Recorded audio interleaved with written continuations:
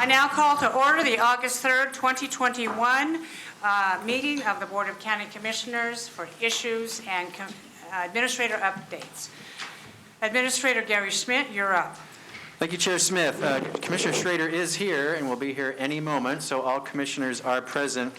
Here will be the timeline. Because we have a lot to do, we will go through the issues list until 11:20, and at that point we'll do the consent agenda items. So directors in the room, that's when we'll have a hard start for you, and we need to finish by noon today. And anything that doesn't finish will continue in the afternoon. To start, and not on the agenda, a quick wildfire update. Daniel Neibauer, Interim Director of Disaster Management. There are several wildfires occurring outside of Clackamas County, but right near us. So could you give a quick update, please? Certainly. There are 3 fires that are in the Bull of the Woods Wilderness near Janus Butte. The largest of them is about 50 acres. They're all in mildly inaccessible areas. One is by Round Lake, in which the fire service is working on cutting trees to access. The other 2 are in more inaccessible areas, and they're calling some additional resources to be able to work on those fires. Right now, the winds are low in that area, so they're not of significant concern, but we are staying in touch with Forest Service, Clack Fire District 1's other partners, and we're also making sure that messages are going out on our social media so that the county community is informed that we are aware and are watching. And who's fighting these fires, Daniel? Forest Service. Forest Service, okay. Thank you. And they're adequately staffed, I assume? From what I understand. The fires that have erupted so far have been extinguished quickly. And I'm very pleased with that, and I assume and expect the same will be done on these. Exactly how close to Clackamas County border are these fires? I can't tell you exactly. You have a map in your email, and I don't have a scale on that map, but it looks really close. And I did not see the map, but I did print out your very nice update to the board, and I appreciate that. I appreciate very much keeping us informed. Any questions or comments for Daniel on this issue? Just keep us informed. Absolutely. Very good. Thank you, Daniel. Next, American Rescue Plan Act update. Nancy Bush, County Operations Officer, Elizabeth Comfort, Finance Director. Just the weekly check-in. Please go ahead. All right. Good morning, everyone. This is Nancy Bush, and the County Operations Officer. This morning, I'm going to have Elizabeth Comfort start and just recap what you have approved the dollars for, and then I'll just give a little bit of a brief. Yeah, so this is Elizabeth Comfort, Finance Director with Clackamas County. On June 29th, the board committed the ARPA dollars for essential employees for $3 million in the first installment, and in public health for our behavioral health and EOC, $1.5 million out of the first installment, and then $1.5 million out of the second installment, which would arrive after May of 22. And then also for our business recovery centers, $150,000 in the first installment. And then on July 13th, we had the approval of $4 million to support local businesses. And then our community-based operations and nonprofits, $4 million. And then additional community-based organizations, nonprofits, an additional $2 million.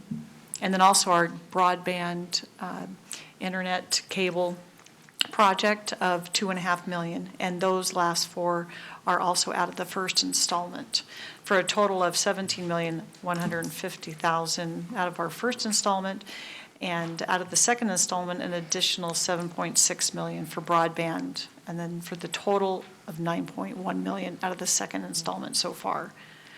We have submitted but not been approved $520,000 for financial services, accounting support to monitor these dollars, and then also additional communication needs of $250,000. So in addition to that, just to let you know, we had a very long conversation this morning with Dave DeVore, and he has the plan for the first $2.5 million for broadband. So you'll be seeing that worksheet very soon. We'll be bringing that to you in a policy session in order to get that plan approved from you all. And just to make commissioners clear, 3 of the commissioners approved in the absence of the other 2 an initial $2,500. this year, and the remainder, 7,500, will be paid out of the allocation next time around. So next time, we do not have 40 million in our disposal, we have 32 point whatever million, just so you know that. And that's a decision that I think is consistent with the board goals on moving forward. The reason why we did the 2,500 initially now, because we can buy fiber on the market to make sure we get it at hopefully a price that's, And actually get it. and actually get it. I'm not going to say even affordable or a good rate, Yeah. because, you know, those thoughts are kind of out the window, but just so that we can get it, so we can continue with our broadband, and so the department can also continue with applying for grants and so forth, in keeping with our goals for increased broadband in the county. Commissioner Savas, do you have a question? Okay, any other commissioners? Chair Smith, Yes. question. So I did see. Commissioner Fisher, if you want to be heard, you need to come up to the microphone. Oh, thank you. And it's also for recording purposes. Yes. So I did see the different commissioners have a handout, and I did see that that was in my office this morning, but I don't have it with me. I just want to make yeah, that's the one. I didn't That's a bring CARES, it. that's That's not an CARES, ARPA. it's not ARPA. Oh, Those are CARES okay. dollars, it says at the top, CARES. We're talking about the ARPA distributions Okay. of what we've done so far. So I don't know if this, I'm just, sorry to take the time for this, but I don't know if it's an iPad issue or I don't have a link to the presentation that you just gave from the website. So, There is no presentation. This is Right. verbal update. Yeah. okay, so the numbers that you provided, I would really like to see those and Yeah, and and- study those. I'm Yeah. not sure where those are provided. Yeah, we did send those out in the spreadsheet, but we'll send it out again. Okay, and I think just for transparency, it's important that we have these kinds of updates. And I really rely on this, given that we're virtual, and that I don't have paper packets prepared for me, and I use this, so it'd be very helpful to have that. When is the next round of money coming? It will not be before May of '22. It can be any time after May of '22.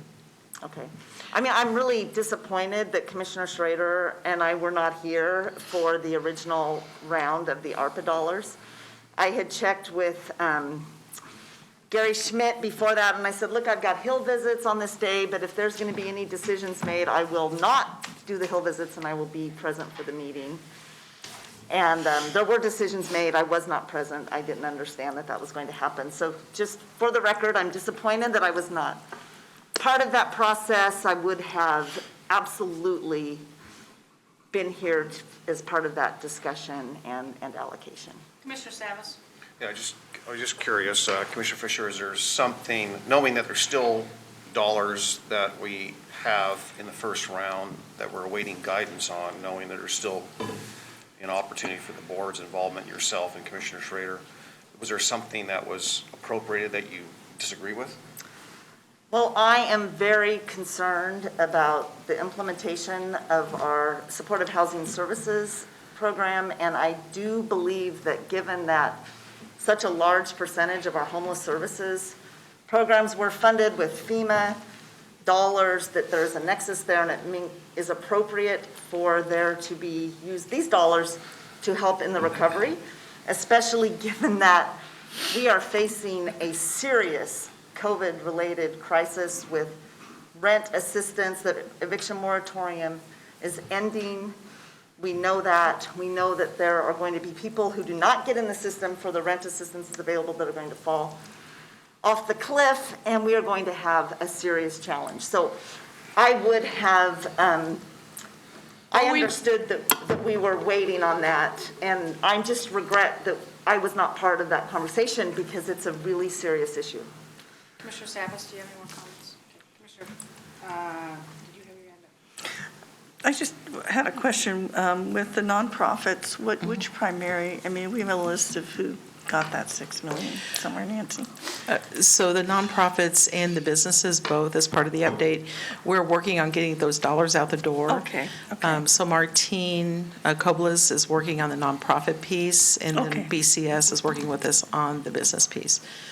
So And those it's, will be application process, they correct? will be, yes, ma'am, they will be Okay, that's application what I wanted to processes. clarify. Okay, Yeah. got it. And Thanks, and I yeah. think during the application process, I have requested that they document any other relief money they have received from whenever Yes. regarding to this situation, because I believe it was the intent of the board maybe to try to spread the wealth, so to speak, a little bit to some nonprofits who may not have benefited from the CARES Act dollars.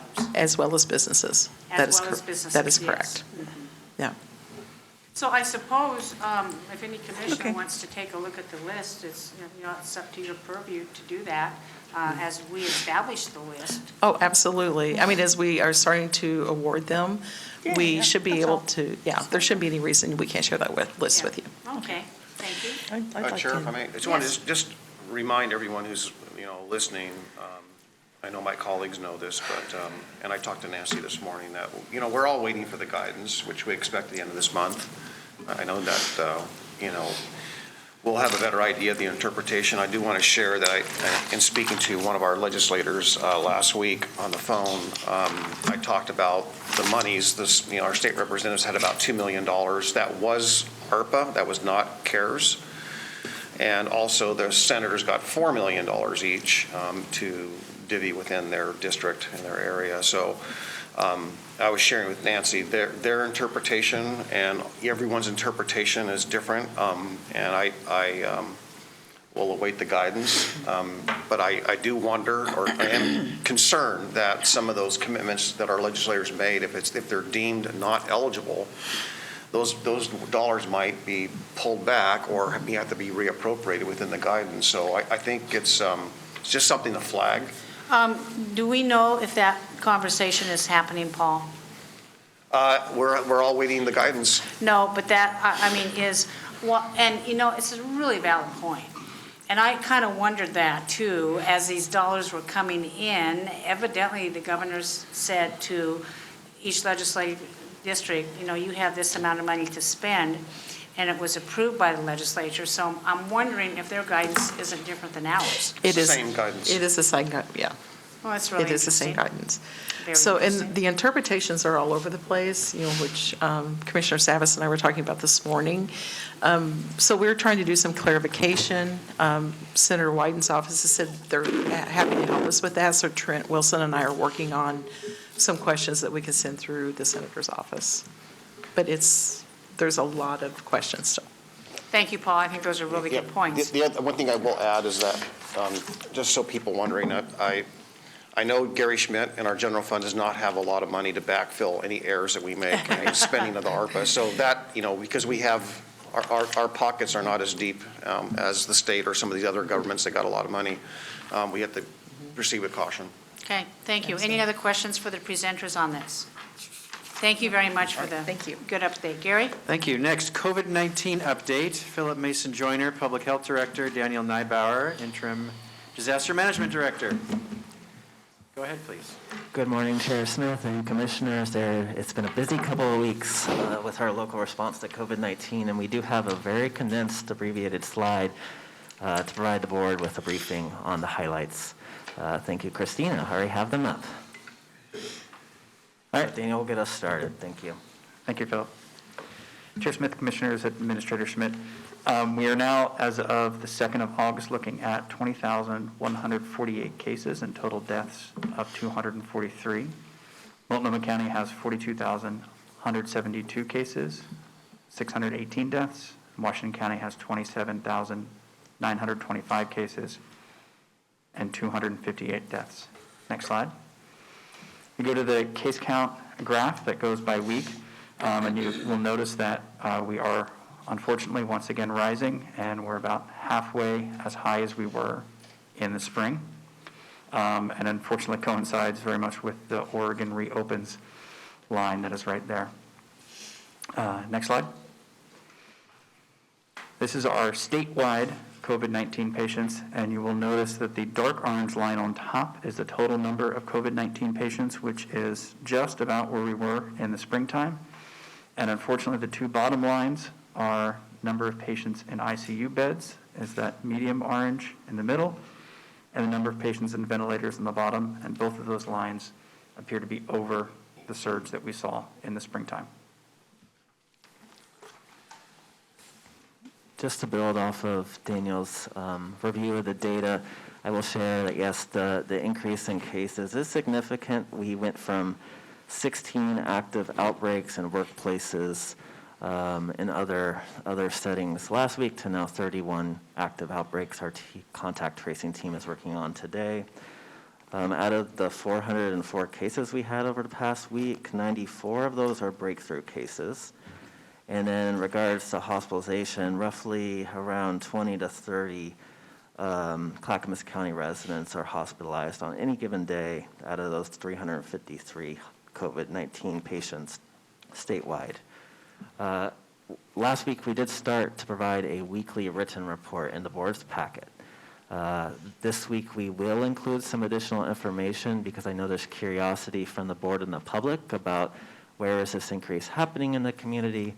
And it likely isn't a surprise, but it is those zip codes with the lowest vaccination rates are also the ones experiencing the highest increases in cases right now. So you'll see that in the report later this week. Next slide, please. I feel like I'm not providing a lot of great news, but I am very, very incredibly proud of our community that we've reached the milestone of over 250,000 people in Clackamas County getting vaccinated. We are, 66% compared to 64.3%. So we are just overperforming the state of Oregon as a whole. Our vaccine regular clinics continue to be provided across the county. Our mobile team is also available. We just have a couple. I would say demand has slowed down significantly. We've gone from, thousands of doses administered a day to now, if we have a clinic at one of the small sites, if we have 30 folks, some days we only have 7 to 10 folks were vaccinated, so it really has slowed down this summer, but we are still committed to making the vaccine readily available for the community. Next slide, please. CDC, this is the national different risk levels, very similar to the way that Oregon had approached their metrics around reopening. I just wanted to point to this because it relates to the new CDC guidance that came out last week. Clackamas County, because of our case increases, we are at the substantial transmission level, so they're in orange. And in the next slide,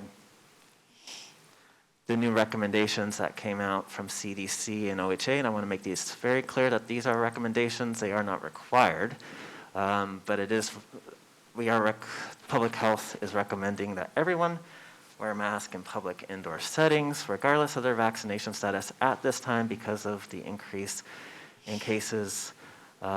Also a change that fully vaccinated people, they should get tested if they're experiencing symptoms, and to follow your local isolation guidelines after you test positive. So you still don't need to quarantine if you're fully vaccinated, but if you do start to experience symptoms, that's where you need to stay away from others to prevent the risk of spreading COVID to other people. And then we are spending a lot of time preparing for the fall. The school year is going to be very busy. And the state of Oregon has sent out the requirement to all of the schools, public and private, that everyone in the school setting, teachers, staff, students, and visitors all need to wear masks in our local schools. I did want to share that, we continue in public health to provide guidance to the public, to partners around questions about the vaccine. The number one thing we can do to stop this trend of increased case counts is to continue to encourage folks to get vaccinated. We're seeing that this vaccine, while there are breakthrough cases, ultimately these folks have mild illness. None of these folks are hospitalized. So this vaccine is still very effective at reducing severe illness and death from COVID-19. These vaccines, they are mRNA vaccines. So they've been developed over 20 years, thanks to federal resources. The ability to mass produce these vaccines in a safe and effective way has happened. It's no longer an access issue, it's really around hesitancy. these vaccines, they don't contain live virus. So they essentially produce the instructions, so your body will produce antibodies, an army of antibodies that can fight COVID-19 if it enters your body. And that's really the benefit of it. I also want to share that there's many folks who have had COVID, and we're getting a lot of questions from the community about natural immunity. How long does it last? Should I get vaccinated? From a public health perspective, we encourage you to talk to your healthcare provider, but also I would say we've had quite a bit of folks who have tested positive for COVID and got the vaccine, and we do recommend that. By getting the vaccine, you're going to get a much larger boost that'll last a lot longer to help you and prevent you from getting reinfected from COVID. So with that, those are the highlights from the past couple weeks. I'm happy to answer any questions that the board may have. Thank you. Philip, I asked for 8 additional data points. I didn't, were you able to comply the data for that to be presented maybe at a later date? I'll connect with Emily to make sure I know which data point you're looking for. Well, I sent you an email directly on July 29th, I believe, Philip and Gary. We'll have to check on that. Well, I'll state what they are, just so we can have a more clear picture on what's going on. Number one, number of COVID patients in hospitals, the number of COVID patients in the ICU, the percent of hospital capacity that is COVID, the ages of those in hospitals for COVID, ages of those in the hospital for COVID in ICU, the number of deaths with COVID, average age of death with COVID, and the number of comorbidities when dying with COVID. And I think that's going to give this board and possibly the public who's watching this a more clear picture of what's going on with these numbers. And I may be adding more to that later. Another statistic that I feel that is alarming is we talk about hospital capacity.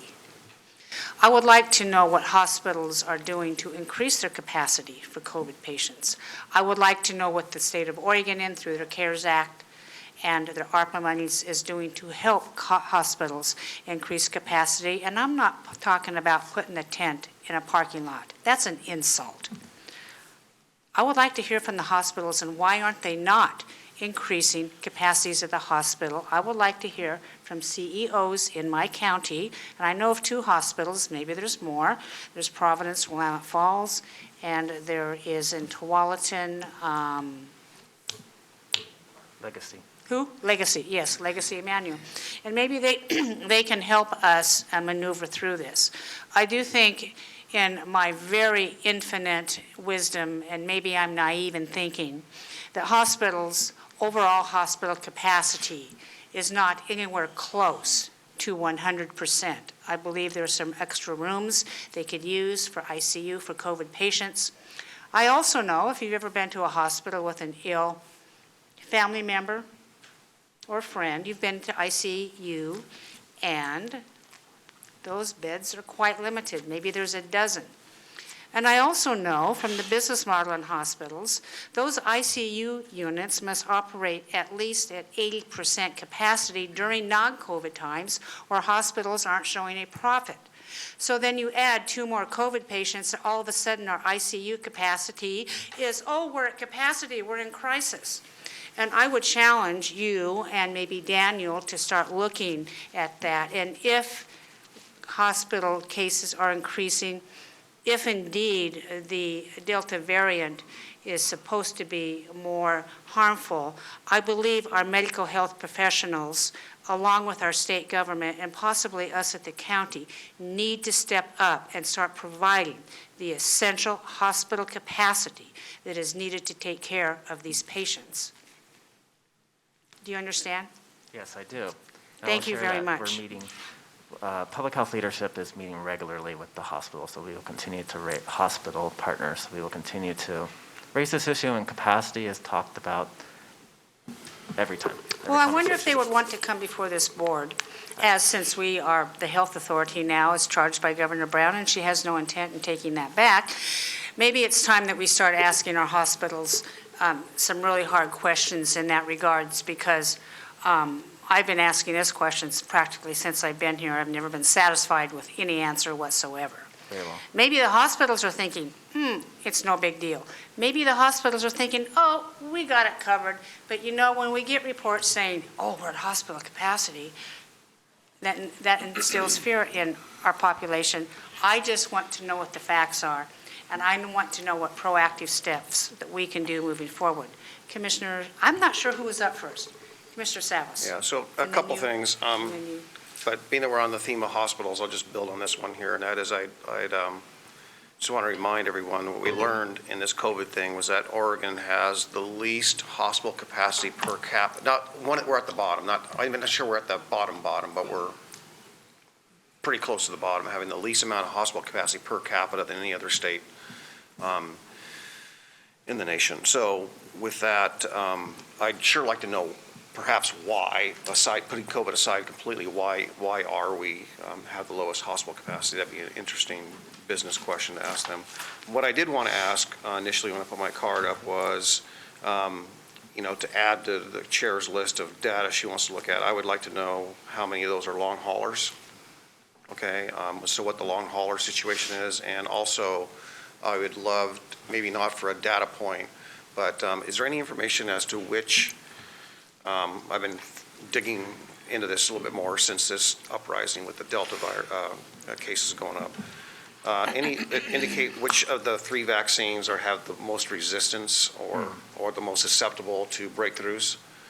I did learn a little bit over the weekend that one thing that seemed to be interesting is that a lot of the breakthrough cases seem to be people who got their vaccinations early on, so it might be losing effectiveness.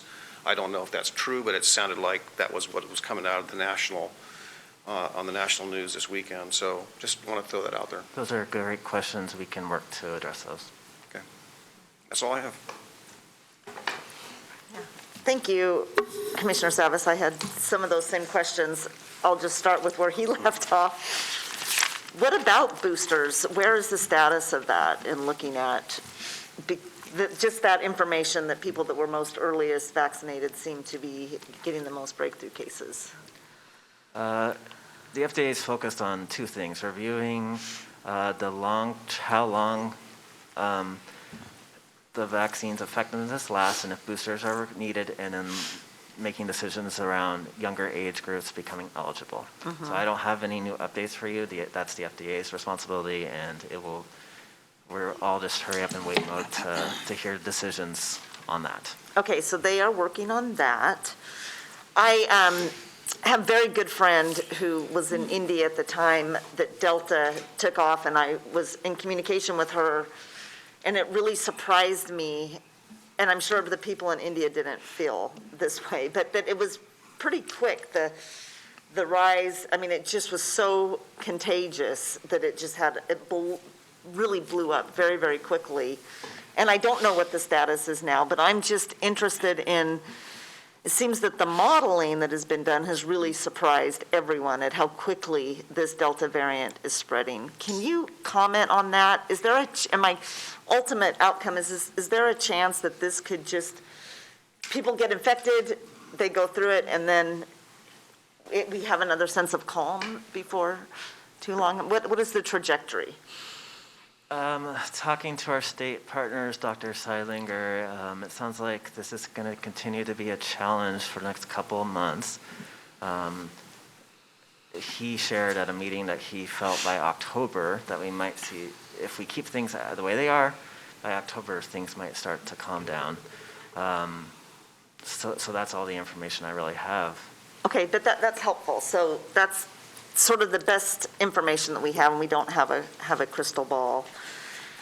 That was a question. Oh, you had a number up there that was 250,453 shots. I noticed that.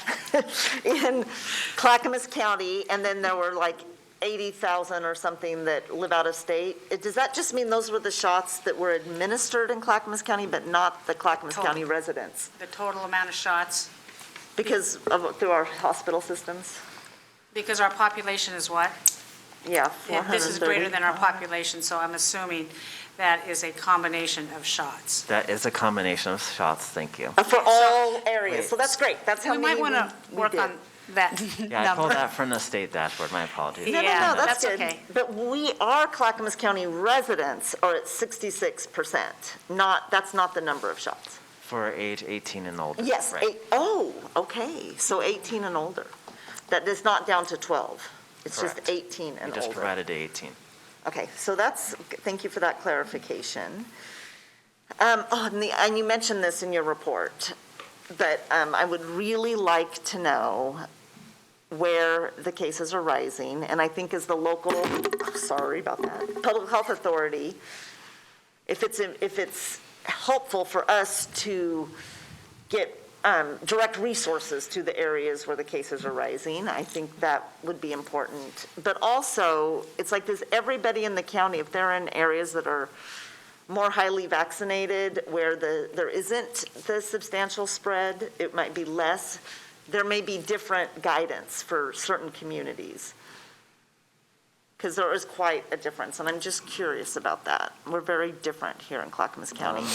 Well, I'll share, you'll see in the report, the lowest vaccinated communities are Sandy, Estacade, and Malala zip codes in Clackamas County.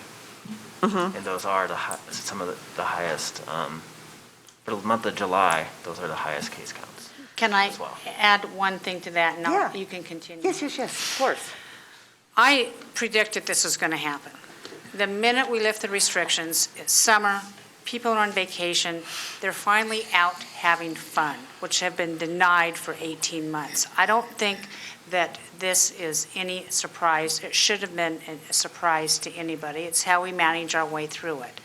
And I do not see this currently as a situation where we need to panic. And I think the best approach to this, as a continued, steady, contemplative and deliberate approach to continue with the measures that our public health officials have been doing, and that's mobile vac centers, continuing with outreach. I think the underserved communities have been identified. I do not want to mention them here.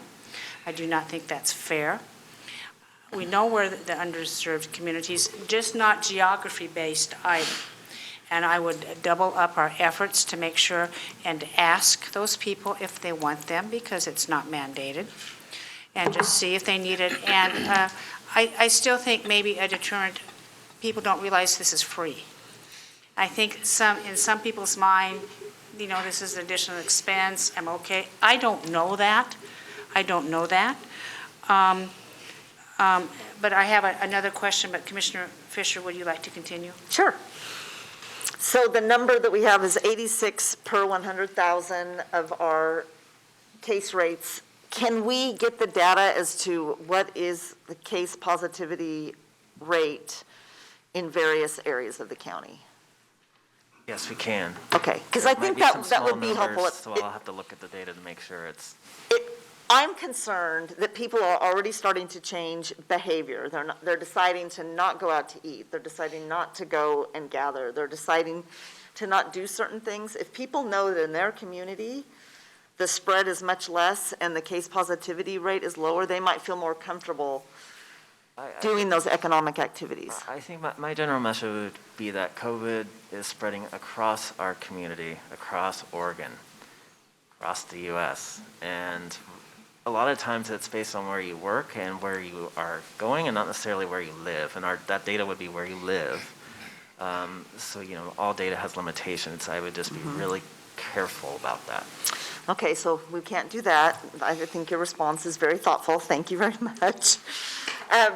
My son now lives in Honolulu, and he was leaving Yellowstone, and he had to get to the airport. He needed to get his COVID test. He stopped somewhere on the route, went into a pharmacy, got a COVID test. They got it into a PDF, uploaded it into his whatever, and he was able to get on the airplane. It was really, really fast. I was shocked that it was so quick. So is COVID testing something as a public health measure that could be implemented to keep our economy moving if this is going to continue to be a challenge with rising cases? Testing is readily available across the community, and we're seeing that. I mean, I'm not hearing anybody who's having concerns at all with getting access to testing. Each organization, each entity, each private business has to really make their own decisions about investing the resources to have ongoing surveillance testing. And we're happy to help guide our businesses and partners in that work. I know we spent a lot of time talking about the schools, the benefits, and the challenges associated with it. Most schools have chosen not to do surveillance testing and really focus in on messaging around staying home if you're sick, that if you've been exposed, to really be precautious, really trying to say, wear a mask, wash your hands, continue to follow the precautions to help keep the community safe. And at least with our local schools, we found that that's been pretty effective, that if they identify a staff member or student who has become ill during the school day, to get them out of the school and connected to testing in the community right away, as opposed to standing up their own testing infrastructure to do that in-house.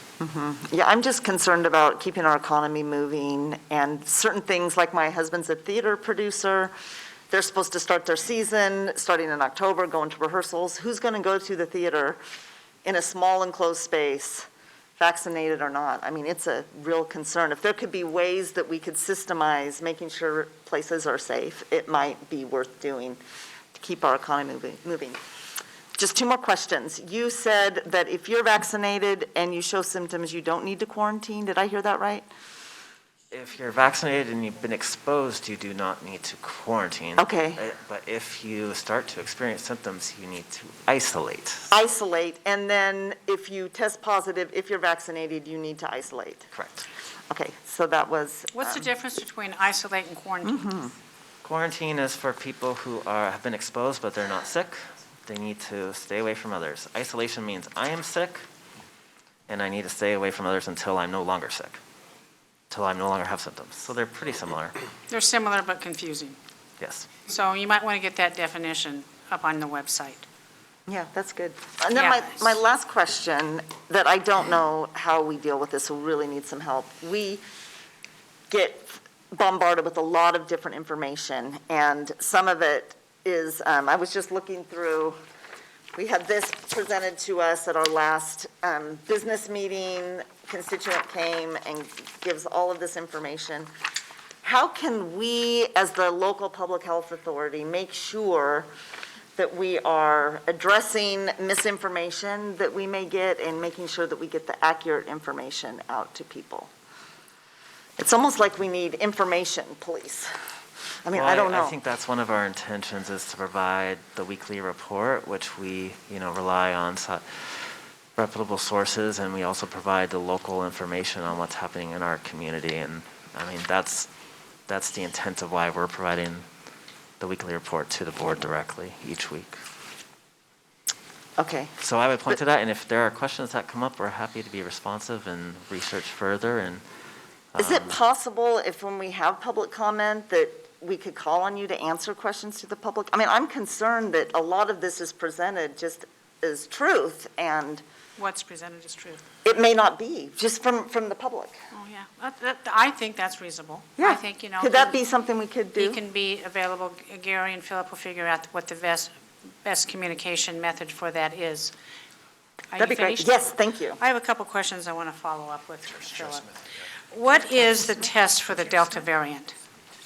I beg your pardon. Go ahead, Mark. Thank you, Chair Smith. I didn't see that. Okay, I figured. thank you. Philip, many people who have been vaccinated and many people who have yet to be vaccinated are questioning the viability of the vaccines now that we're 18 months out from the initial onset of COVID. In view of the fact that viruses morph rapidly, is it because these vaccines are mRNA vaccines instead of live virus vaccines, that the spike protein produced by your body after you're vaccinated is the reason why these vaccines are still effective? People want to know that, because people who have not been vaccinated, they need to be reassured that if they get vaccinated with this vaccine today, that it's going to be effective. And is that spike protein going to keep the people who have been vaccinated protected from yet the next variant, which we know will come out because that's the way viruses live? Thank you for having perspective on that. You know, one of the concerns is as a virus continues to be in the community, more mutations will happen. These viruses, they're going to look for ways to continue to survive. So these vaccines were developed with the original, before these variants, vaccines. What we're finding is that for the Delta and the other variants that are out there, we are seeing you're not going to get hospitalized and you're not going to die from COVID-19. As we move forward with more variants in the future, the concern is, yes, these vaccines will not be as effective to fight those variants because that's what it is. It's a war, the variants versus the vaccine. So yeah, it's a concern long term. That's why the vaccine manufacturers are talking about boosters and the FDA. That's why they are continuing to look at this. This is an ongoing challenge. COVID is here. I hope that helps answer your question. Follow-up? No, I'm good. Thank you. Thank you, Philip. I have some questions I'm going to follow up with. Is there a test, and what is the test for the Delta variant? I might rely on Dr. President to help me with this, but essentially, the Oregon State Lab and other labs that do the tests that analyze the samples of the tests are able to do sequencing, and they're able to look at those samples and identify the variants. It's very technical and scientific. I would rely on Dr. President to provide more of the details than I can do. Happy to do that if you would like. But And maybe she can provide a written report. Absolutely. And how many sequencing events takes place to identify the Delta variant? I don't have that at the top of my head in my brain, but I can easily get you that. There's also a nice state dashboard that they now have on the variants. How many are sampled? What are we seeing around the Delta variant? And that's updated every week by OHA that we can send to the board. I would like to know the number of sequencing events because it's quite large from my understanding of that. I do not think the Delta variant at this point is that easily identifiable. And I would be very careful in any of people here talking about it as if it's going to come and just be devastating, because I want some real data on that going forth. I would also like to have identified positive cases of the Delta variant in Clackamas County if it is available. Secondly, regarding schools, I'm getting a lot of emails about no masks in schools for parents. I did have an overwhelming amount. I did hear from one teacher that she wanted the students to wear masks, and I imagine other commissioners have as well too. So, an action that Washington County is taking is they meet weekly. The Public Health Department meets weekly with their superintendents in their schools for the most updated. I would like to have a meeting. It can be Zoom. I don't expect them to come running in here to do that, and to discuss what the newest information is going forward. Is that possible? Absolutely. Good, thank you. Secondly, the sanitary actions being taken by schools. I think it's quite possible to teach our school-aged children to sanitize their own spaces. When they come in throughout the day and at the end of the day with wipes, whatever is available to them, I think it's additional education effort to teach our children not to leak on each other. You walk in, do they take their temperatures? These are questions that I don't know what's being done in schools, because I think it's very important that our schools remain in person and open. Any of us who've had school-age kids, and we all have, 3 or 4 weeks after school starts, your kid comes home, they're sick, because they're leaking on each other, and they're not observing the protocols that our mothers taught us, don't sneeze on somebody else, cover your cough, blow your nose, dispose of your tissue, wash your hands, continually wash your hands. And so I'd like to know from superintendents what actions they are being taken in their schools to keep their schools in a healthy sanitary condition, just not for COVID, but for the other things as well. And lastly, had you considered a mobile clinic at our county fair? We will be at the fair providing education. We have not discussed providing the vaccine We might want on-site. to have a mobile clinic at our county fair available for health information, masks, or vaccinations for those who want them, who may not have considered them. I don't want to push them. Vaccines are not mandatory. They still remain optional, but that may be an opportunity to serve somebody who hasn't been served before. So let's think about that. We have a few weeks to get that going.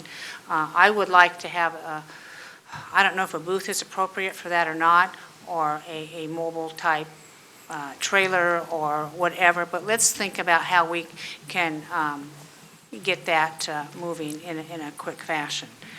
I was on conversation last night with my tribe chairs, and both Multnomah County and Washington County are not mandating masks, and they are not mandating vaccines as Clackamas County is. They have gone with a recommendation. Each county has a hybrid for their workforce that they're working on, and that is the purview of each county to make their own decision. Gary Schmidt has made some recommendations going forward. You've all seen the emails. But in Clackamas County, we are not mandating. It is still a personal choice, but we're all mindful of, hey, you know what? It's summertime, yahoo, people are out riding and they're doing this because they're finally free and enjoying the freedom that has been denied them for 18 months. And I almost submit if we hadn't been so restrictive, we might not have seen this spike in cases because people would have been out. And I suspect that the spike in cases is from social gatherings of people getting together and having fun, as humans do. Anything else, commissioners? Just one other question that you inspired me to think about. So you said that like 25, I can't remember, or 23% of the cases in Clackamas County are breakthrough cases that are people who are vaccinated. I had seen in the news report, and so I don't ever trust the news, I don't know if it's true, but that it's expected that that one person with the Delta variant will affect 8 other people. So given that, I'm wondering, what is you said it's mild illness for people who are vaccinated, but mild illness can mean a lot of different things. Is there an idea of what would people be expected to be out of the workforce? I'm thinking about our 2,000 employees in Clackamas County, and if this does advance, how are we making sure that we don't have workforce interruptions? Or is the illness so mild that you just don't even notice it?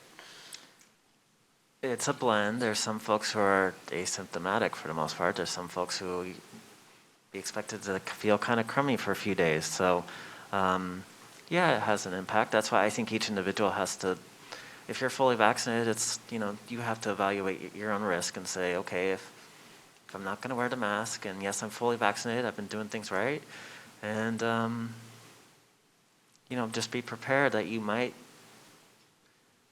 get COVID. So you kind of just evaluate that personally. Okay, so we're not concerned about workforce interruptions in Clackamas County? I think Gary Schmidt can answer that question. No, I'm not, Commissioner, and as you all know, we've been through 4 emergencies in 11 months, and our employees did their jobs every single day, whether it was remote, on site, in the field. They did their work, they took care of their health, and we had no concerns with the workforce. I care deeply about our employees. We have all standards in place for their health and safety while we maintain services to the public. So no, Commissioner, I'm not concerned. Thank you. Thank you. Any other comments for the presenters? Daniel, you'll have to quit talking so much next time. Thank you very much. Gary, what's up Thank you. next? So I took 3 pages of notes of all the things you've asked for, Commissioners, so we'll get all this information, answers back to you by email ASAP, and perhaps put it online as well so the public can see the answers too. And we'll follow up on the many requests you've made of us. Happy to do that. Thank you. Thank you very much. Okay, we're going to go to the consent agenda next. So I'll do this as quickly as possible, and I'm going to rotate the order. We're going to start with the Assessment and Taxation Office. Approval of ORMAP, the Oregon Map Intergovernmental Agreement between Clackamas County Assessor's Office and the Oregon Department of Revenue for the administration of the ad valorem property tax system. The semi-annual contract is valued at $35,000 for this funding period. Assessment and Taxation dedicates an additional $10,000 annually for the conversion of maps. This is entirely funded through the State of Oregon Department of Revenue. No county general funds are involved. Bronson, go ahead. Thank you. Good morning, Chair Smith and County Commissioners. My name is Bronson Rueda, and I'm the Deputy Assessor for the Assessment and Taxation Department. I'm here today to request the Board approves IGA contract DOR-318-21 with the Oregon Department of Revenue for the purpose of continued conversion of our Mylar maps to a digital GIS database. Essentially, this IGA is grant money from a state-administered program to pay for our cartography temporary employees to better the OMREP program and our GIS digital footprint. This program is funded by collecting $1 from each recorded land-related document from all Oregon counties. At a high level, the vision of ORMAP is to develop a statewide digital cadastral-based map that supports the Oregon property tax system, is publicly accessible, continually maintained, and will continue to improve over time. Again, I request that this IGA is approved so we can continue our ORMAP work. So you're just asking to go on the consent agenda. That's what you're asking today. Correct. Yeah, any comments or questions for the presenter? Mark, go ahead. funding period 6 months? It's a year. It was confusing because it said semi-annual, so so the 35,000 goes for a year. Yes, this contract goes from July 1st of this year to June 30th of next year. Okay. And we can apply for it every 6 months, Okay. Oh, I see. So will you be back in 6 months to ask for the same? most likely. I was here back in February asking for the same thing, so. Okay, yeah. Any other questions or comments? Hearing none, thank you. Thank you, Bronson. Again, I'm changing the order. County Council next. Approval of a quitclaim deed for property to Lee and Christine Engelsby. This is not there is no financial impact. Request to be put on this Thursday's business meeting. Kathy, go ahead. Morning, Chair Smith, Commissioners. You've heard about this property before, but this was a piece of property that the county thought it had foreclosed on in 1940. The property was misidentified in the deed, and therefore the foreclosure was not effective. BCS Property Resource Division traced the heirs to this property and found them, and with the assessor working to put the property back on the tax rolls, the heirs paid off the 5 years of back taxes that we were allowed to do. And so now we are asking that you approve the quitclaim deed so that we can deed any potential interest the county has in this property back to the rightful heirs. This is one of the most fascinating situations we've come across. I just loved hearing about this whole story. Any other comments from commissioners? I think we're doing some very good work here. Thank you. Okay for this Thursday's business Yes, meeting? it is. Thank you. very Next, much. intergovernmental agreement between Clackamas County and the Clackamas County Fair Board for the 2021 Clackamas County Fair. This is also a request for this Thursday's business meeting. Captain O'Neill and Stephen Madcourt, go ahead. Morning, Commissioners. Stephen Madcourt, County Council, here with Captain Brad O'Neill from the Sheriff's Office. We have an IGA with the Fair Board, and that's for the Sheriff's Office to provide security for this year's fair. I'll apologize for the August 13th through 17th typo on the cover. It's the 17th through the 21st, and that's what's in the contract itself. This has already been signed by Lori Boswell from the fair, and it provides for $17,000 payment from the Fair Board to the Sheriff's Office. They're using cadets and deputies and maybe a sergeant there during the course of the fair. And the captain's here to answer any substantive questions you may have with that. Any additions, Captain O'Neill? I will just let you know that we are going to evaluate the full cost of this year to then reallocate to try and recover full cost recovery for next year. Since we didn't have a fair for 2 years now, and we have new administration taking over, we're wanting to be very responsible and try and get Well, those you are dollars back. responsible, sir, and I will also add, a lot of your deputies are seeking out this assignment because you're not in a patrol car, usually arresting people. So I think it's a pretty plum assignment. So when you reconsider your allocated cost for that, keep that in mind, please. Will do. Good. Any other further comments or questions on this? Hearing none. Thank you very much. Is this okay for this Thursday's meeting as well? Yes, it is. Great, thank you. Thank you. Next, disaster management, approval of an amendment to the FY19 Urban Area Security Initiative Grant Agreement between the City of Portland and Clackamas County. I don't see if there's a financial commitment. Is there? No financial commitment, increases grant funds for a cybersecurity project by $50,000, not grant funds, not general fund. Any comments for this particular item? Seeing none. Okay, next, approval of an amendment to the FY19 Urban Area Security Initiative Grant Agreement between the City of Portland and Clackamas County. This extends the performance period by 3 months.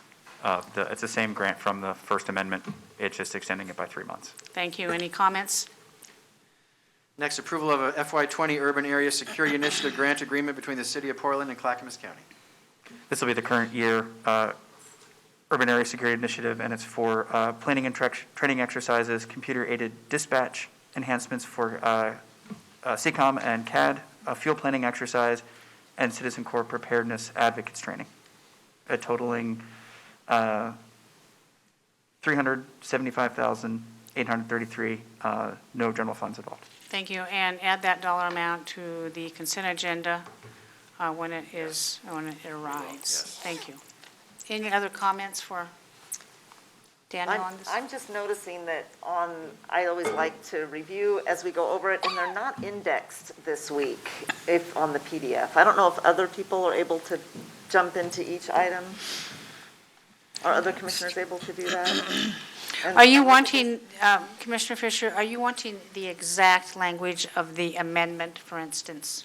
No, just what You we're mean going to this? approve on consent agenda. This? No, it's usually right here. You push here, and each item is indexed right there, so you can jump onto it and read it, and they're not indexed this week. Right. I'm not sure why. We will make sure that's the case going forward. Yeah. There's and been I a will- few glitches around. Yeah, and I don't want to stop, if everybody's looked at it, but when you have to go through 45 pages, it's, you can't really find where the next item begins. Thank you. Any other comments? Hearing none. Thank you. Next, Business and Community Services, approval of a modification to stewardship agreement between Clackamas County and the United States Department of Agriculture, Forest Service, Mount Hood National Forest. Total funds are $38,738.08, funded through the USDA Forest Service and the Dump Stoppers Program. No county general funds are involved. Sarah, go ahead. Thank you. Gary, you covered most of it. This addition of funds is for retained receipts, funding that we received from the United States Forest Service. We initially started getting this funding in 2013. The Forest Service, through our program, does rely on us to help them keep their lands clean, clean up vehicles, RVs, household and construction dump sites, because their resources are limited as well. So this funding helps us continue our program with the dump stoppers and, as Gary said, does not use general fund. Martha? There's just a typo here. There It is a says typo, Total I see. funds, not funds, so you may want to change that. Yeah. Okay. Thank you. Thank you. And so our county monitors not only county lands, but USDA Forest Service, is that correct? That is correct, Okay, yes. thank you very much. This is a great program. Any other comments? Seeing none. Okay, thank you. Next, Thank you. Technology Services, approval of a contract between the Clackamas Broadband Exchange and Denver Gas and Electric. Monthly reoccurring cost is $1,192.50, funded through the Clackamas Broadband Exchange budget. No county general funds are involved. This is a request to be on this Thursday's business meeting. Dave, go Thank ahead. you, Administrator Schmidt, Commissioners. This is a contract between CBX and the Denver Gas and Electric Building located in Denver, Colorado, for leasing of a cabinet there that will allow us to connect our CBX directly and through fiber to Denver. Reason we're so excited about this is the last hurdle in a long line of hurdles to finally allow us to have a direct internet connection to the Denver hub that allows us to have another point to get the internet outside of Portland. Basically, this is for COOP planning, and also a lot of other ISPs want to buy this from us as well. This allows us to basically, if Cascadia occurs, we're going to lose internet because everything goes through the Pittock building here in Portland. We will have a eastern connection for our internet all the way to Denver. So we'll actually have two big sites to be able to connect for our internet services. Okay, this is going to be a really dumb question because I don't know. Is that a satellite connection? No, it's fiber from here to Denver. Holy moly. Well, obviously, it's not all CBX. We go through a lot of other sources, but it's a direct fiber. Okay, any other comments? Paul? So it's redundancy, in essence. So is it beyond redundancy, is there any speed or any other enhancements that come with this? Similar, I know in our pursuit a while back, one of the justifications was for the ISP was to get more speed, download, upload, so forth. Is that still the case, or is this an enhancement? This is mostly for COOP purposes and allow other ISPs in the area, they also will be buying the services from us as well. So we'll be able to cover our cost through, so they can also have a route outside this area. Okay, so they're buying it for redundancy purposes, Yes, sir. not for performance purposes. No, because daily, you can just go right through the pit if we need to. Okay, thank you. Commissioner Shaw? That answered my question. Okay, thank you. Any other comments for the presenter? Hearing none? Thank you. Thank you very much. Thank you. Next, Finance, approval of goods and services contract with Johnson Controls for the Brooks Building BAS System Replacement Project. Total contract value is $295,457. It is funded through county general funds. Request for this Thursday's business meeting. Jeff, go ahead. Good morning, Jeff Jorgensen, Facilities Director. Just request that this be on this Thursday's board meeting on the consent agenda. It's replacing an old train system in the Brooks Building. About a month ago it came, and we talked about 4 large rooftop units we're replacing on Brooks. This is the operating system that helps operate the entire HVAC system for the building. The old system is badly out of date. What was the cost on that again, Jeff? $295,475. That needs to be written down, and the amounts need to be on here. What's that? Wait a minute. It is there. I'm sorry. My mistake. I was reading the line above that. I beg your pardon. Thank you. This has been budgeted. It's in the budget. It Yeah, is. that's fine. Well, that's good. And that's it. Any other questions? I just don't know, the building BAS, building automation system. The building automation system runs all the HVAC systems, so all the fan units, all the chillers, the boilers, and it also ties in a lot of times with the electrical system and all, so it runs the building. Okay, how old is the Brooks Building? The Brooks Building was 97, but this system is over 20 years old. It actually is a system that, it'll be great because currently it's celebrating Boxer Day. It doesn't celebrate our holidays either. It's an old system. So actually having it on something that's in the United States is an old system now. Okay, thank you. Yeah. Have to override the system to make it work in the United States. Got it. I like spending money on deferred maintenance in our buildings. It's very important. Thank you. Welcome. Any other comments? Hearing Is none? this okay for this Thursday's meeting? Yes, it And is. I forgot to ask the prior item, technology services. Is that okay for this Thursday's meeting also? Yes, it is. Thank you. All right, thanks, Jeff. Next, Public and Government Affairs, a board order approving the renewal of the cable television franchise agreement for the use of the county's right-of-way by Comcast of Tualatin Valley, Comcast of Illinois, Ohio, Oregon, and Comcast of Oregon 2.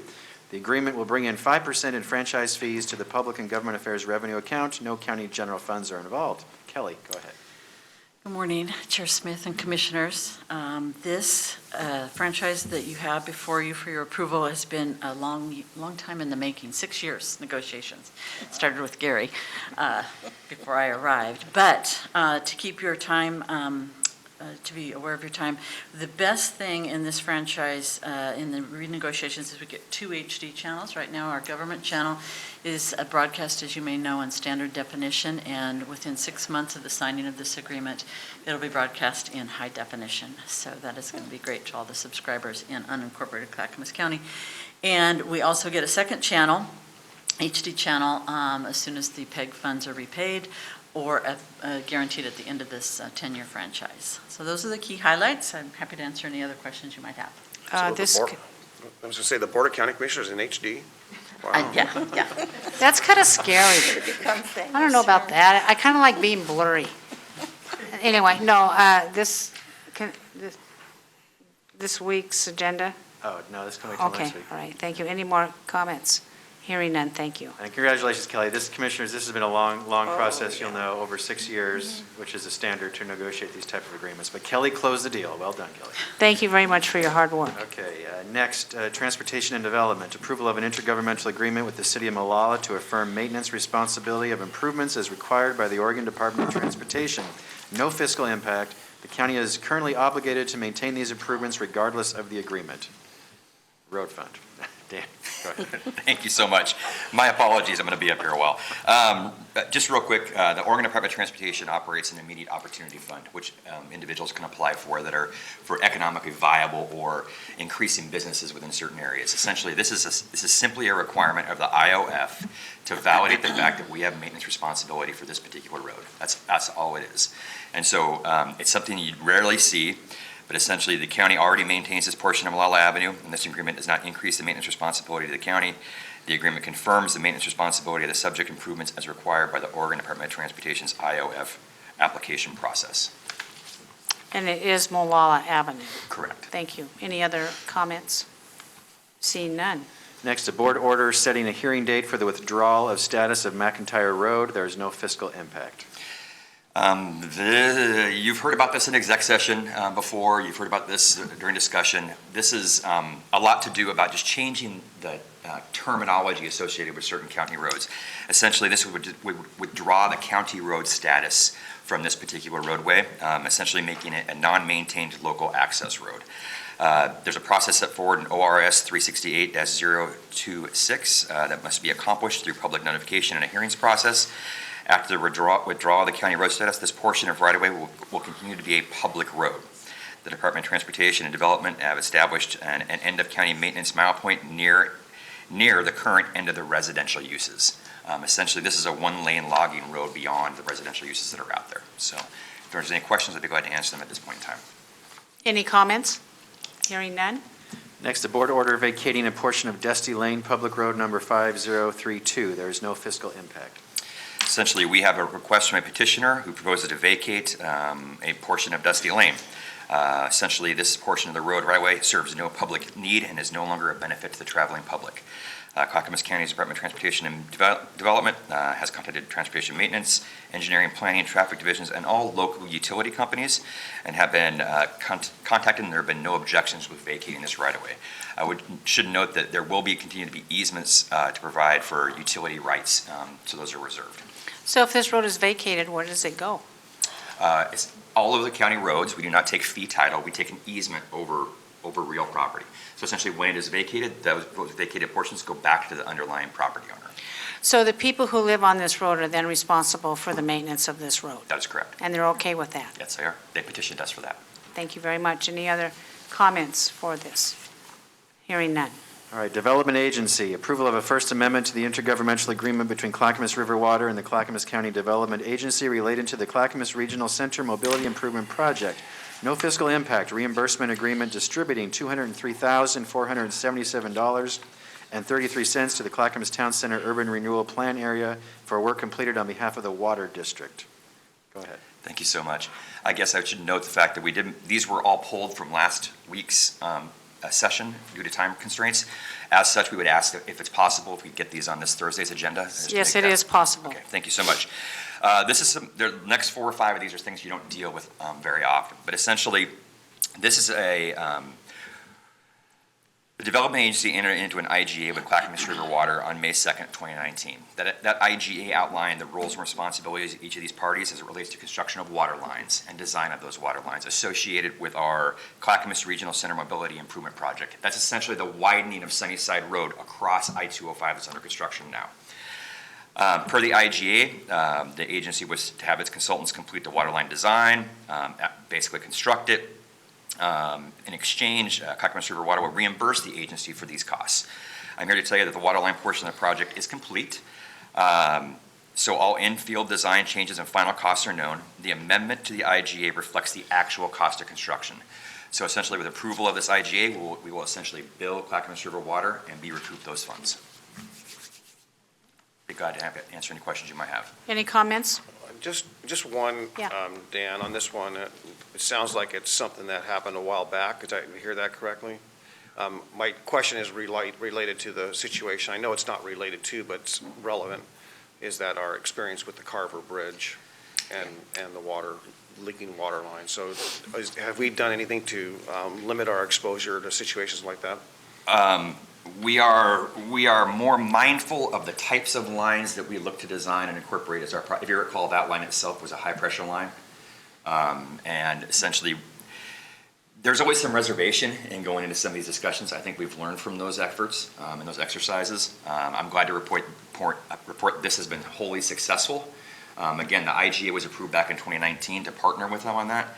The project is complete. The water line is not failing, as with the Clackamas River Water discussion. We continue to kind of have a dialogue internally about how we limit liability in future certain exercises. And I think it's kind of a familiarity with these lines, complexities associated with that line. If you recall, the Carver line had curves to it, high pressure. One of those elbows was the item that failed. So again, working with county council, working with our internal engineering staff, it's just, okay, let's identify where those issues may arise and can we limit our liability and concerns associated with it. So, but again, I am pleased to report, unlike the Carver Bridge project, this has been successful and it's been completed. Any comments? Hearing none?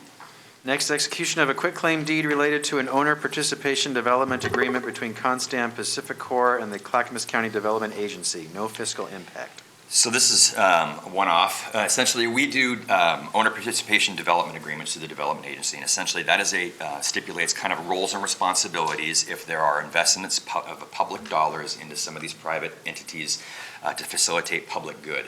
Essentially, this one was, I believe this one was associated with the implementation of a sprinkler system up there, which wouldn't normally have been required, but was a public, in the public's good due to the lack of the current fire service provision up there.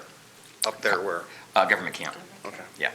Constam Pacific is required to operate and maintain the building and the property for a minimum of 15 years. They have satisfied this requirement, therefore the OPDA is no longer effective. And per the agreement, a quitclaim deed must be executed to release any interest in the property the agency may have. So they have basically met all their requirements of the owner participation development agreement, and we are removing doing a quitclaim to remove our interest. Any further comment? Hearing none. Next, execution of a bill of sale to the Government Camp Water Company for a new water line constructed in Government Camp. No fiscal impact. Thank you so much. I want to note that this action we're talking about and the next action are related. So essentially, in 2015, the Development Agency completed a project that extended a water main through the Forest Service land in order to provide necessary supply and fire protection to ski bowl. Upon completion, interest in the water line was to be conveyed to the Government Camp Water Company. In exchange for receiving this new asset, the water company agrees to operate and maintain this line into perpetuity. So essentially, this is essentially a request to convey that water line from Development Agency ownership into the Water Service District up there. Any comments? Hearing none. Next, revocation of... Excuse me, Commissioner Fisher. Thank you. So I'm just interested. I know usually development agency is dealing with, thank you, Paul, dealing with Clackamas Town Center area and all of that. What gives us the connection to government camp? We had an urban renewal district up in the Government Camp area that terminated before you joined the board. Essentially, the increment was returned, or the levy was terminated, but we still had dollars to complete projects in and throughout the community. That was my question. I was thinking that was probably the answer, but I just wanted to make sure. Thank you, Dan. You're very welcome. Any other comments? Hearing none, go ahead. Next, revocation of a special use permit from the United States Forest Service to Clackamas County to allow construction of a water line in Government Camp. No fiscal impact. So in short, the water line I was just talking to you about, we had a special use permit that's under our name. We're revoking that. It's no longer under the Development Agency's name, and it will be placed under the Water District's name. Any comments? Hearing none. Next, approval of a special use permit from the United States Forest Service to Clackamas County for maintenance of 2 community identification signs for Government Camp. There's no fiscal impact. So essentially, we had a special use permit, and these are for the 2 large identification signs that are on 26 on either side of Government Camp, the very large facilities. So essentially, the Forest Service, that permit has expired. This permit is taking over. I will tell you that we have, it's important for us to get that special use permit implemented again. There's additional work that we need to do on this, essentially a discussion around who takes over the long-term maintenance responsibility for those facilities. We're having talks briefly with tourism a little bit, and we are having talks with the road maintenance district. If you recall, we helped establish a road maintenance district up there. But there is more discussion to come on this. So essentially, this is reissuing that permit, which the special use permit the Forest Service requested. Any comments on this? Hearing none. Next, approval of a resolution approving a land division and conveyance and delegating authority to the Director of the Department of Transportation and Development to execute the same. There's no fiscal impact. This is a lot to do about nothing. So we had a capital Audi Road realignment, 82nd Avenue, if you recall that. Essentially, that was a project the Urban Renewal District did some time ago. As a part of that discussion, there's remnant property available. So if you think about where, if you are heading northbound at 82nd and you take a left on Audi, there's that chicane that kind of rolls through that site, and that separated properties you'll see in the maps that are here. All this allows is essentially myself to simply sign the partition plat to split that property up, and then have us, part of it, I believe, is required to be transferred to adjoining property owner. That's part of the right-of-way agreement. Part of it is up for discussion around either redevelopment or the possible sale, which will be brought forward to the board at a future date. This does not authorize any action on the director's behalf to sell property or negotiate, or pardon me, not negotiate, but sell property and or agree to the sale of property. So I understand. Simply to sign the plat. I understand. Any comments on this? Hearing none. And do all these come on this Thursday's consent I'd ask, agenda? not the DTD items, but the development agency items, Okay. if we could have those, that would be great. Okay, Gary, you got that. Thank you. Thank you. Okay, we're going to do we're going to do H3S last for consent agenda. Jill, can you do your supportive housing update after your policy session at 1:30? Is that okay? I won't be at that. Okay, well, we'll have We can do it now, Gary. We have 15 more minutes for Rod, and then if Okay. you want to go afternoon. Let's see Okay. where we're at. Rod, come on up. We're still on consent agenda, Health, Housing, Human Services. Approval of an amendment to a subrecipient agreement with Columbia Care Services for residential treatment services, maximum valued of $1,508,000 through the State of Oregon Community Mental Health Program. No county general funds are involved. Yes, and this amendment extends the term of the agreement with Columbia Care to ensure no gap in services while a formal procurement process for these services is completed. Any comments for the presenter? Seeing none. Next, approval of an amendment to the Intergovernmental Agreement with the State of Oregon, acting by and through the Oregon Health Authority for operation as a local public health authority for Clackamas County. Amendment increases the amount by $169,959 through the State of Oregon. No county general funds are involved. Yes, and the administrator has mentioned everything I would mention. Thank you. Any further comments for the presenter? Good job, Rod. Hearing none. Next. Next, approval of an intergovernmental agreement with the State of Oregon, acting by and through the Oregon Health Authority for public health Medicaid administrative claiming. Maximum contract is $1,900,000 and is a reimbursement mechanism through the state to cover time spent by public health staff on administrative activities not otherwise covered by Medicaid. Yes, and the examples of the type of services would be outreach and health education, a range of transportation services for the home visitation staff and for the families, interpretation services, contacting pregnant women about the availability of Medicaid, prenatal, and well baby care programs and services. Any No comments? general fund. Thank you, Rod. Any comments? Seeing none. Next, approval of an amendment to an intergovernmental agreement with the State of Oregon Housing and Community Services Department to change wording regarding the disclaimer of warranties with no other changes to the agreement, dates, or dollars allocated to the Oregon Emergency Rental Assistance Program.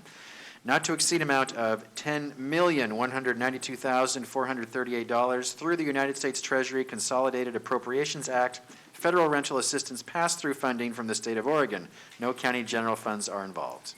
Yes, and I would just add that they provide direct rental assistance to eligible low-income individuals and households impacted by COVID-19.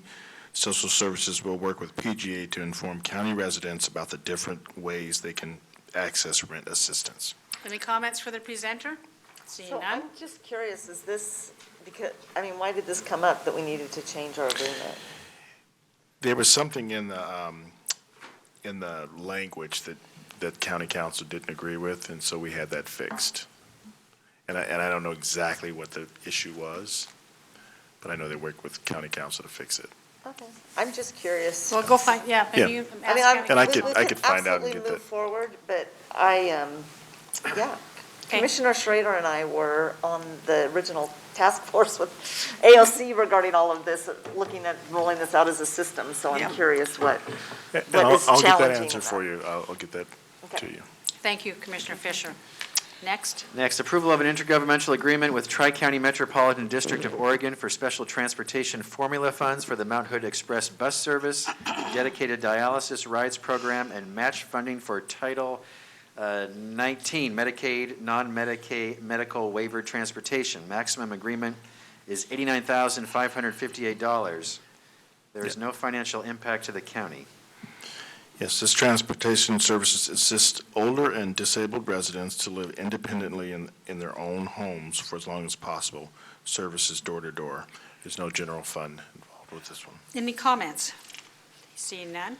Next, approval to renew an intergovernmental agreement with the City of Sandy, Oregon for support for the Mount Hood Express bus service. Total agreement value is $81,450 through statewide transportation funds. No county general funds are involved. Yes, this service provides public transportation between Sandy, Government Camp, and Timberline, increasing access to employment and recreation opportunities. No general funds. Any comments to the presenter, Mark? On this one, what's the term on this? Is it period covered? Effective July of 2021 to June 30, 2022. So 1 year. Thank you very much.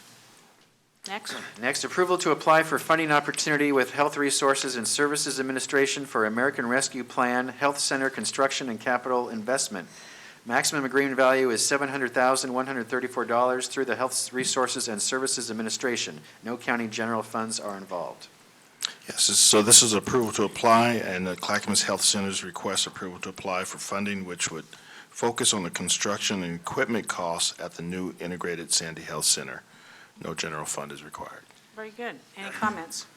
Hearing none. Next, approval to apply for the 2021-2023 OSBHA Action Grant with the Oregon School-Based Health Alliance for the School-Based Health Centers Program. Maximum agreement value is $22,000 through the Oregon School-Based Health Alliance. No county general funds are involved. Yes, this application would be for grant funding to provide quality, evidence-based pediatric care to children and teens in order to support and promote their optimal health growth and development. No general fund would be required. Any comments? Hearing none. Next, approval of a local subrecipient grant amendment with Northwest Family Services for student resource coordination. This amendment adds $60,000 for a revised maximum of $330,950 funded through Clackamas County Behavioral Health and Marijuana Tax Funds. No county general funds are involved. Yes, these services included identifying and serving youth at risk for or involved in the use of alcohol and drugs, strengthen collaboration and promote integration among schools, nonprofits, local diversion panels, and state and county service agencies. And we did want to say it's marijuana funds, and so sometimes we talk about that as general fund, but it comes through the marijuana funds source. It's not property taxes. It's not property tax. Thank you. Any other comments? Next, approval of an intergovernmental agreement between the Oregon Department of Transportation, Rail and Public Transit Division for HB 2017 State Transportation Improvement Fund discretionary program funds for the integrated website for all Clackamas County transit providers. Maximum grant award is $145,000, funded through the Oregon Department of Transportation. No county general funds are involved. Yes, and this IGA would provide grant funding to implement an integrated website to simplify the riding experience of customer traveling between multiple transportation providers within Clackamas County. There's multiple partners, Canby, Mount Hood, Express, Sandy Area Metro, South Clackamas Transportation District. A lot of people collaborating to make this It's happen. a lot of money for a website. Any other comments? Hearing none. Okay, that is the consent agenda. Commissioners, are you willing to do two more quick items? Can you stay a little bit longer, maybe 10, 15 more minutes? Is that okay? Yeah, that's fine. Okay, Cheryl Bell, Developmentdirect update. You've been waiting patiently, Cheryl. Please come forward. There was a memo in your packet. Yeah, I read that. Cheryl's from Transportation and Development. Go Yeah, ahead. good morning, Chair Smith. Good morning, Commissioners. Good morning, Gary. This is some good news for you. I'm happy to share this update. I know, right? Woo-hoo, something exciting. I'm happy to share an update to the board on the DTD's new permitting and plan review software system called Developmentdirect. With Developmentdirect, which is scheduled to go live hopefully in August, our customers will be able to complete online the entire process of applying for and receiving building, electrical, plumbing, mechanical, site development, utility, and right-of-way permits. We hope to add septic and land use sometime in 2022. So as you know, DTD is permitting authority for unincorporated Clackamas County and some cities via intergovernmental agreement. And in fiscal year 2021, this work resulted in more than 674,000 customer interactions, which was astronomical. We processed more than 22,000 permits. This resulted in 6.7 million square feet of constructed space at a value of $384 million to our community. So we do a lot of work through this system. So prior to the pandemic, of course, we were all paper-based, and that required our customers to integrate the process. They drove here, they brought paper, they walked through systems, they did their timelines. With COVID, we were able to go online within a period of 3 weeks. This provided great resiliency for our customers so that they could keep building and for our staff to keep them safe. But that system, it was duct tape and shoestrings and some MacGyver there. It works great. It's been doing a great job, but it was time to do something that was more permanent. So on July 23rd, 2020, at DTD's request, the board approved entering into a contract with Evolve Software to purchase this system, which we now call Developmentdirect. So Developmentdirect is going to provide our customers a lot of new features, which we're very excited about. One is they can check the project status in real time, anywhere they want, 24/7. It includes a really cool diagram that shows exactly where the project is in its process, boxes highlighted, who owns the tasks around it, including when the software owns the task. So lots of information for the customer. They get to apply for permits 24/7, we're open, and they get to apply when it's convenient for them. They no longer have to drive to the county. They don't have to bring any paper. It also gives us the ability to do service to our customers where they want it.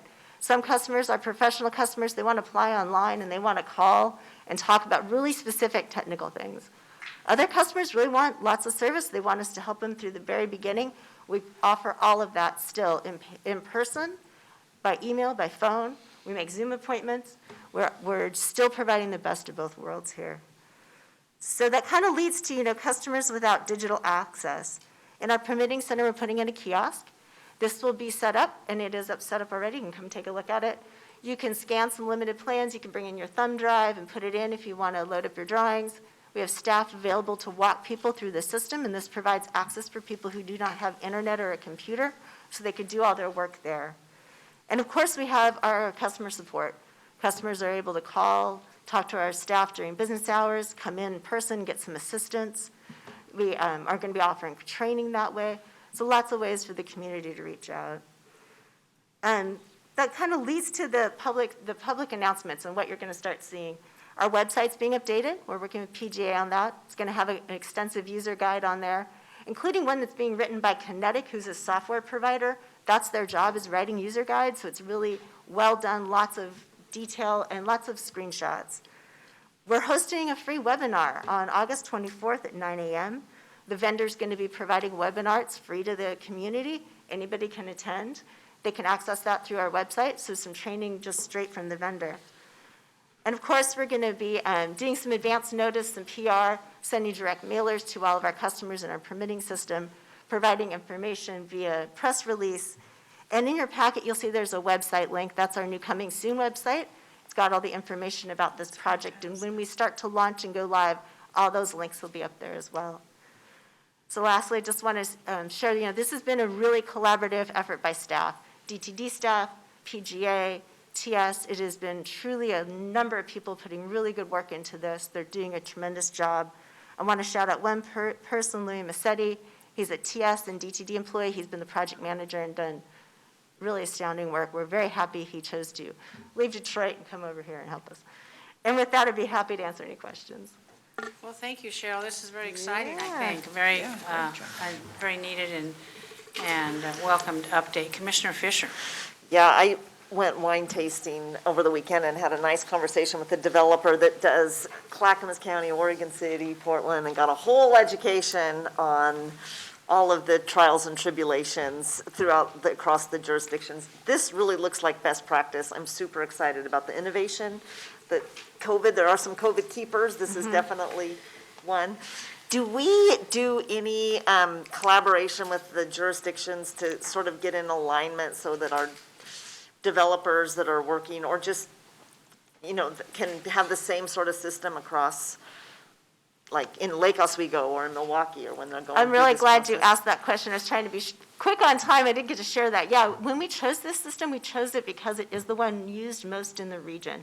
Great. So for our commercial builders, they're going to be able to come in and see the same product. It has our branding on it, but it's a look and feel very familiar for them. So that's a great benefit for our commercial customers. They'll go in and say, oh, know exactly what this is, able to submit real quick and move on with their day. Excellent, thank you. Any other questions or comments for Cheryl Bell? Thank you very much for bringing this forward. Perfect, thanks for letting me share. Yeah, I've noticed a little tagline in the emails that kind of thought, I wonder what that is. Yeah. Yeah, it's our new development direct. We worked great, PGA's done a great job in providing our branding, and we're working really closely with that team as we get ready to launch, so. Great. Yeah. Well, keep us updated. Thank you very much. Perfect, thank you very much. Thank you. All right, one last item, Supportive Housing Services Program updates. Jill Smith, Rod Cook, Brian Nava. Kidding, Brian. Saw you trying to run out there. Okay. So thank you for hearing us right now, because we do have a director's retreat this afternoon, and we were hoping Jill could join us, so. Appreciate you adjusting your schedule. So this afternoon, Devin, our manager of development, will do that update without me. That's why. So I apologize for not being here, but I appreciate this opportunity. There's been quite a bit of activity related to the supportive housing measure that I feel like you all need a good update on. First, as you know, there have been a lot of written letters and correspondence from our providers and from Here Together, and I have provided responses to them both in writing, as well as I presented to the Regional Oversight Committee at Metro staff's request to answer pretty much the same questions that the providers had. That went well.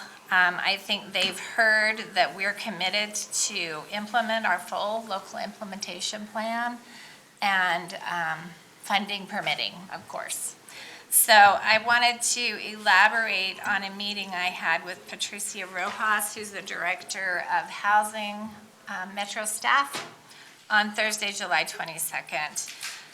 She expressed a strong desire for Metro to support our desire to implement our full plan and offered an advance of the full amount of funding necessary to do so. Wow. With terms to be negotiated by us, and just said if that's something you're interested in, Clackamas County, please ask us. We really have a strong desire to roll out a region-wide plan because that's the way this was developed. So that offer is on the table, and I did agree with her to present that to you for consideration. And what is the full amount? The full amount of the plan is $24.5 million. We don't need an advance of the full amount because we will be getting, taxes and things coming in. So it would be an advance over and above that. The other thing that she stated is they are willing to provide in writing to us a statement affirming their projections that they will collect that much tax this year. To Clackamas County specifically. I appreciate you bringing that forward. This board will not make a decision at this time until I hear from the Finance Department and our two liaisons to this, Commissioner Savas and Commissioner Schrader, need to review this thoroughly. I appreciate the generosity of them offering that. Elizabeth Comfort needs to be involved with this for terms. Gary Schmidt, maybe you knew this was coming, but wow. I know. Commissioner Savas. Yeah, so I heard the rumor, if you will. I did. I heard I what did too. you Yeah. experienced, but I didn't hear that actually came from, from the higher Metro itself. So, do we know that that's a valid offer from the council? I know it is, their director was told to offer that to me, so I think we do know that. Okay, so that part wasn't clear to me when I first heard that, so. Yeah. And you say we don't need the full amount now because I'd like to know what our capacity is for implementing at this point. I'm sure that question will be answered. Commissioner Fisher?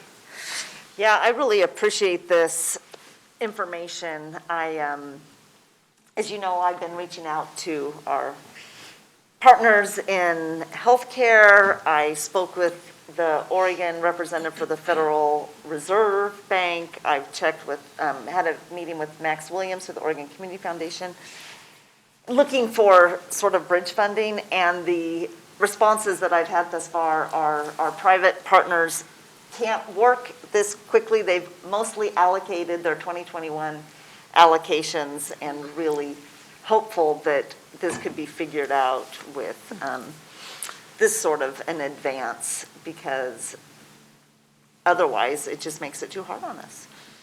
So I appreciate that information. Thank you. Yeah, I'll look forward to discussing this in more detail on Thursday. I guess we have our next meeting. One thing I will be asking, if you don't have the answer now, that's fine, and I know that we're also short on time, and that is that the progress on the work plan and probably a legal counsel question, progress on the IGA, the final IGA with Metro on the supportive services rollout and requirements. That was, it still is, it was a sticking point. And the requirements are pretty stringent, so hopefully we found middle ground. I haven't got a progress report from legal on that. We're still negotiating. We meet with legal.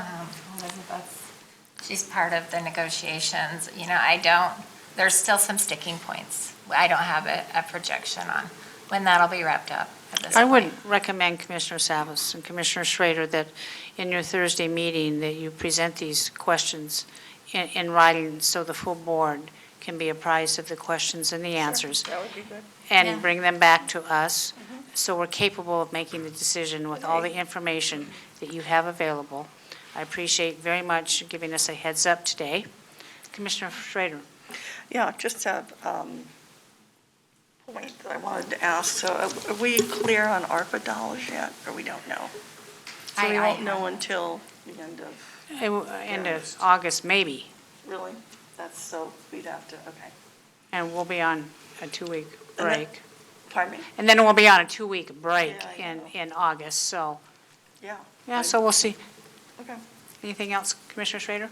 Nope. Commissioner Savas? Yeah, I just want to make sure I make one point perfectly clear, because I know that there's been a lot of misunderstanding over these dollars and all these things. So when I made the comments I made the day we approved the LIP, it was April, I think, when we did that, and from that point forward, is that, you know, the concern is that what's written in the IGA, at least the one I last saw, is so difficult. I know all the counties are struggling with it, that we need to clear these things up, because that could impede our ability or desire to get more money, because that might be subject to non-qualifying dollars being spent that the general fund will have to back up if it doesn't meet the criteria that's in the IGA. So we've got to work this out, and then I'm not blaming anyone here at the table, around this table here, but if we can't get that legal agreement ironed out soon, it's going to delay more services, period. Yeah, I feel confident that we're going to be able to reach an agreement. The 3 counties are completely aligned. Perfect. 100%. They're under a lot of pressure to make this work. Okay, good. I'm most particularly interested in the terms of this advance. Yes, and I haven't even broached No, that. of course you haven't, of No. course you haven't, but I really appreciate the update. With that in mind, any other comments, Gary? Do you have a, Commissioner Schrader? Oh, no, but I don't know. Were you lobbied? I was lobbied. Paul? Well, I think we're all getting calls Yeah. from all different. I got a call. From all different. Yeah, okay. Everything. I mean, it's like. I was it's like hearing things nonstop. before it was presented to the board, which I want to tell folks they don't need to do that. That puts us in a bad spot. I don't want to know, I don't want to hear this, I want to hear it from you guys. I don't want to hear this from other people. And I was going to tell you last Tuesday, but we got bumped, and I didn't feel like it was dramatically urgent. There's just 2 other things I think you should know. We're going to be releasing tomorrow the limited RFP for services that you all have approved under the $10 million budget. Okay. We'll bring you a work plan to look at and funding projections Thursday.